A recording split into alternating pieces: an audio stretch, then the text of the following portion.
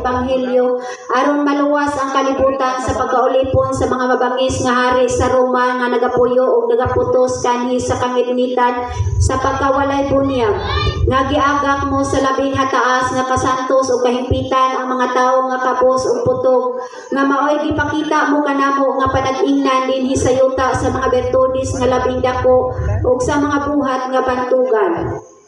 Nagadayeg ug nagasaulog ako kanimo o Diyos ko tungod kay gipasidunggan mo si San Isidro ang usa ka pobre nga magdadaro nga gihimo mo siya nga usa ka mahimayaon nga patron sa gingharian sa Espanya ug gitugutan mo ang iyang mga deboto sa daghang mga grasya tungod sa iyang panabang. Ako santos kong hinigugma ni ining kalisod ko ug ingon man sa mga kaguol ining kinabuhi. Mudamop ako karon sa santos mo ug makagagahom nga panabang ug ipaabot ko ang tambal ug kalipay ni ining mga kadautan ko.